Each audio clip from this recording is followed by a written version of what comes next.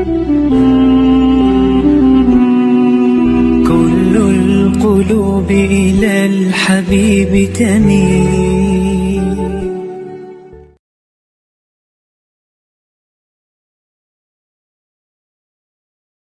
Niki kula pun janji nggih. Kula niku kan gek Selasa bulan yang lalu niku khatam hikam. Terus kula mulang hikam teng mriki Selasa pagi niku pun sekitar 2 tahun. Pokoke walhasil diparingi Allah niku khatam.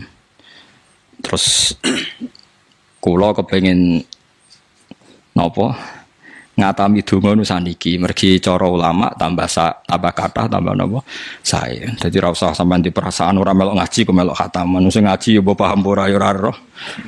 Sing ora ngaji pokoke ora roh padha ora roe sing penting ditampa napa pangeran ngoten mawon. Dados kula gadah azam pokoke donga ngoten mawon nek donga ya ora usah tenanan ya apik ora ya apik. Mergo pangeran mesti napa pirsa. Jadi tenanan itu ikhlase, nak ndonga ora usah tenanan, sing tenanan apa? Mergi cara hikam niku termasuk ngeten. Hikam niku yang ngarang hikam niku jenenge Ibnu Athaillah As-Sakandari. Ini muridnya Abdul Abbas Al-Mursi. Abdul Abbas Al-Mursi niku muridnya Abdul Hasan apa? Asy-Syadzili. Kula niku sinau hikam mulai riyen mun bertahun-tahun sampai sekarang. Tiap badhe tilem sering maos hikam. Jadi hikam termasuk madzhab ngeten. Tapi aja nut kados tiyang sing ora tau mlebu masjid wae aja nut iku wali. Nah kowe gawe-gawe. Nah kowe nglakoni ngono ben dadi wali wae ora mutu niku mboten alami. Hikam itu kalau berdoa itu sekali. Kula nu nate umroh 2009, terus haji 2013. Terus kemarin kula umroh malih tahun kemarin, baru ruwah kemarin. Niku kadang-kadang berkali-kali kalau itikaf teng multazam, tapi ora tau sida donga sampai sakniki.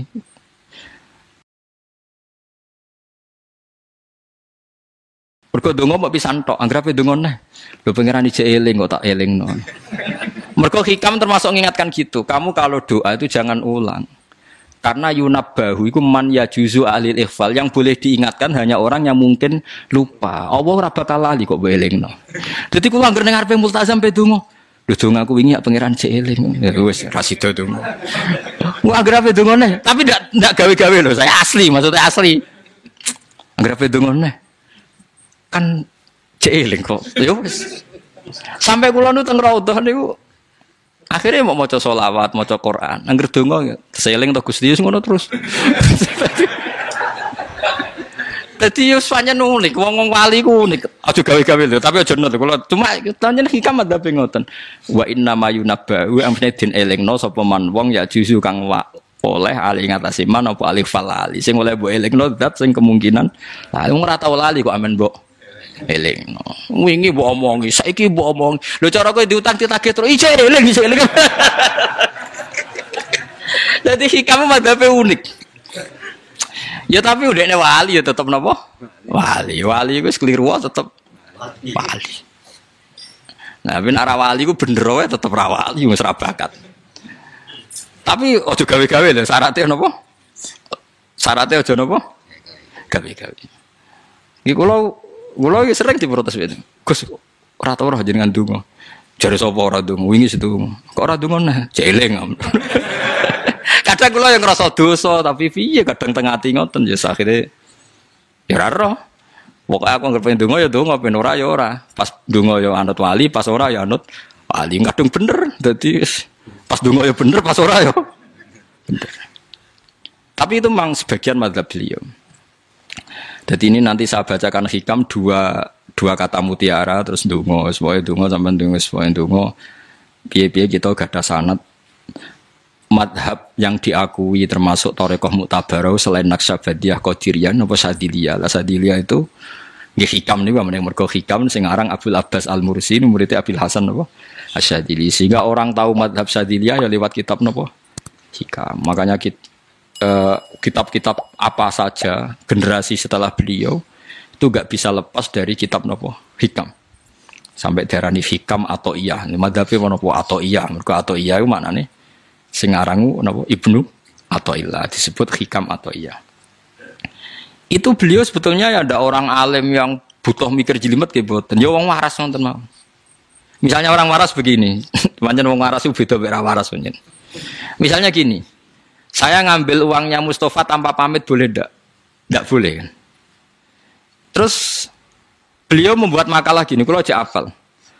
Mana aka antat da'iya mimma lil makhlukin.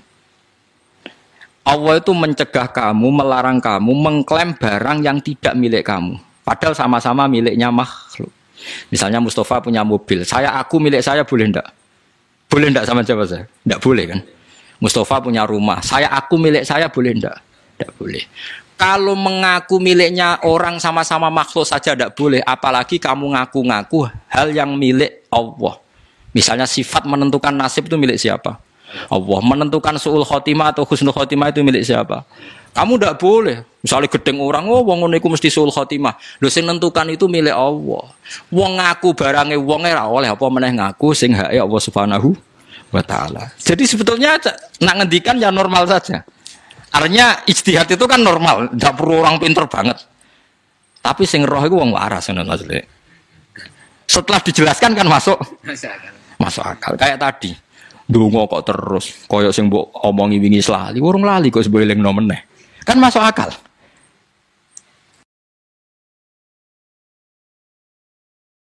Tapi kok jangan anut aku, mergo ora asli, ora asli. Wong anut-anut kan mboten apa. Dadi ini kula waca kalih mawon nggih kenangan kula ben dadi nggih kenangan kula napa makalah sanggeng napa hikam ya.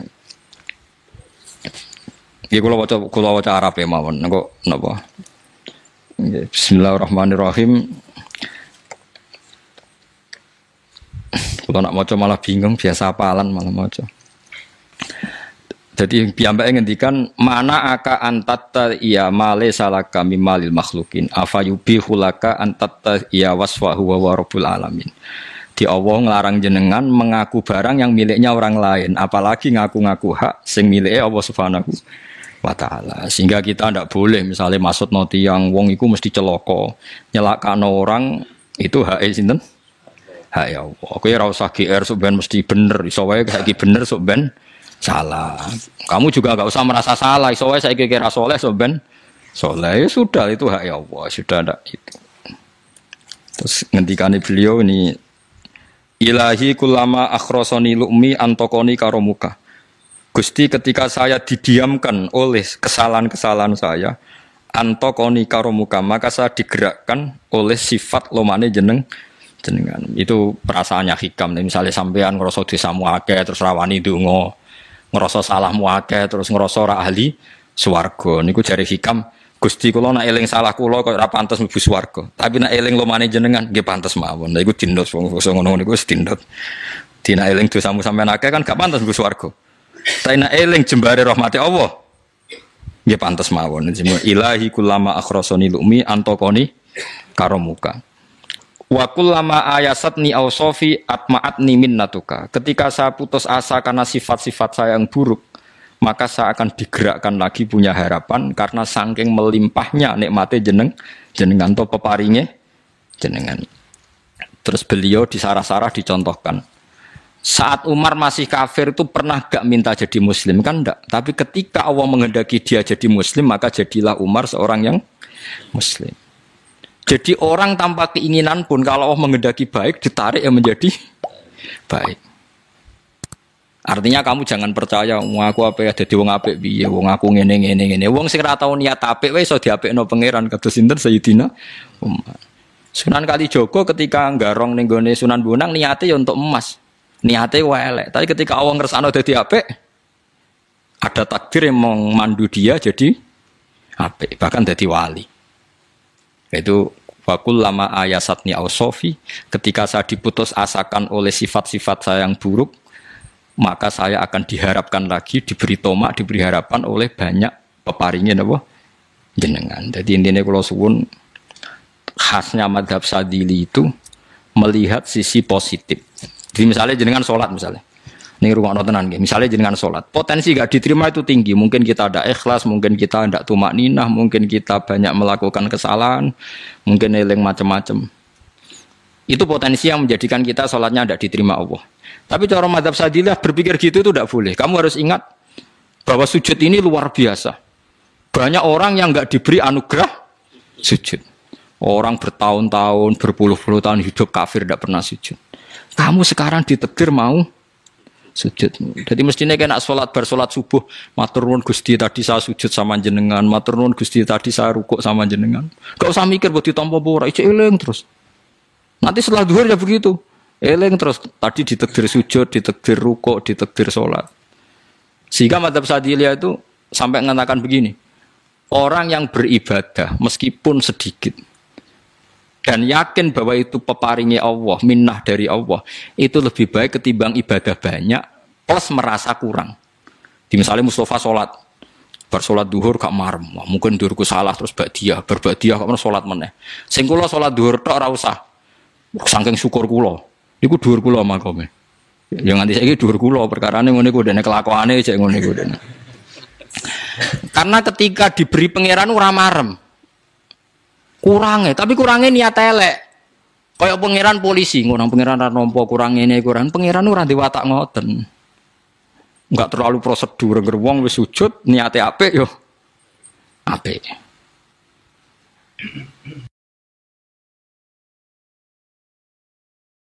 Ya mulane kula nate debat mbek jenengan kula kan bolak-balik cerita.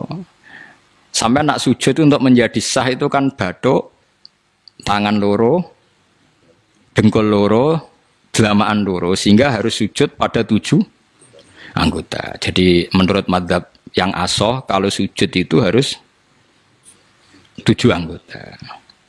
Tapi ada ulama yang mengatakan cukup bathuk tok ambek sikil. Angger wis ngene jenenge sujud. Alasannya ulama iki masuk akal. Saiki nak diwalik.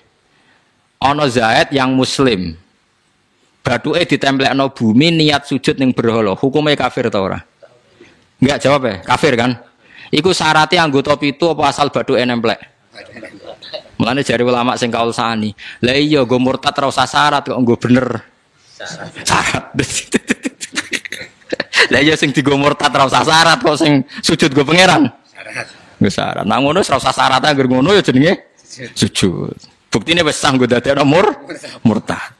Yo, dadi ulama yo macam-macam. Mana kau jangan aku ilmune sakit. Artinya sampean ra kudu anut mazhabku. Maksudnya mergo kula lah ya sadar sebagian mazhab saya itu masalah bagi Anda. Tapi saya ikut Anda lebih masalah kan. Ngopo kok ora roh? Maksudnya kan gak jelas. Acuannya hukum ndak jelas. Ya karena tadi kamu sekolah di Australia, di Amerika, wong kok kancanan wong kafir. Tapi barokahnya anak-anak yang sekolah di sana, yang kerja di sana, akhirnya di Amerika ada masjid. Di Australia itu barokahnya mahasiswa, pekerja, orang kedonyan macam. Sekarang orang kedonyan di Taiwan, di Korea bikin komunitas masjid. Ya, akhirnya di bumi Allah di sana ada yang sujud. Ya itu nyata. Meskipun teori Anda juga nyata, sebagian mungkin katut widoan yang kono katut macam-macam. Sama-samanya ya sudah kita berpendapat ya seperti itu. Wallahu alam sih yes, ya mungkin naik HP, mungkin naik ora. Wallahu alam supaya donga supaya HP. Tapi kan kita tidak satu arah karena ngendikan ya seperti gojlokannya Allah dengan Nabi Ibrahim itu kan kelihatan. Malaikat Israel berjabut Nabi Ibrahim. Nabi Ibrahim gak terima, gak iso Israel. Aku kekasih pangeran. Mosok dipateni. Hal ra'aital khalil yumitu khalilah. Ono kekasih mateni kekasih, mesti keliru perintahmu Israel. Semune ngono Nabi Ibrahim, kowe tetep dipateni. Cara Israel wis menarik. Akhirnya balik teng pangeran Gusti, amartani ila abdin la yuridul mauta wa yaqulu hal ra'aital khalil yumitu khalilah. Ya Allah, Engkau memerintahkan saya pada hamba yang enggak ingin mati. Dia bilang, masa ada kekasih membunuh kekasihnya. Cara Israel masuk akal, bisa mikir juga Israel. Cara dia masuk akal. Jawab Allah ini. Qullahu jadi katakan pada Ibrahim, hal ra'aital khalil yakrahu ayyal khalilah. Ibrahim kandhani, ana tah kekasih tapi ra siap ketemu sing dikasih. Artinya kalau tidak berani mati berarti ra siap ketemu. Jadi bilang ke Ibrahim, apakah ada kekasih yang enggak siap ketemu kekasihnya? Dia malah Israel marah nang Ibrahim. Kata Allah, enggak ada kekasih yang benci ketemu kekasihnya. Oh yes mati saya kira. Nah, itu logika yang terbangun. Makanya dengan perbandingan logika itu akan kelihatan. Pertama koyo-koyo logika Ibrahim itu masuk akal. Tapi ketika Allah ngendikan, ono tah kekasih ra siap ketemu kasih. Nah kitab Mahalli itu kitab yang menjelaskan sekian teori fikih yang tidak mansus ya, saya ulang lagi, yang nggak ada nasnya. Kemudian diulang-ulang oleh cara berpikir tadi. Nah, akhirnya jadi kitab khilafah ya, kitab ikhtilafat dalam Syafi'i yang paling dianut ulama seluruh dunia. Jika terus Habib Zain Samangke semua ulama itu rujukannya kitab Mahalli. Ya karena tadi yang nggak ada nas, saya ulang lagi, yang nggak ada apa nas itu ada sekian pilihan kaul. Ya sama-sama masuk akal. Meskipun dalam tradisi tertentu kita tidak mungkin mempraktekkan. Kewani takut jenazah kok gurih. Nak komen takobal wa minna minkum takobal. Ya Karim pasti dia kewo Kiai Sabreng. Jenazah iki kok apa? Tapi saya sekarang mulai curiga dengan di Arab Saudi karena tetap ada sholat gaib tapi mayatnya sudah nggak di depannya sudah. Kalau menangi rian tentang buku-buku mayat itu tapi itu mungkin karena teknis ya, karena yang mati terlalu banyak dan sering. Musim haji tok umpiro wae keselen dak kok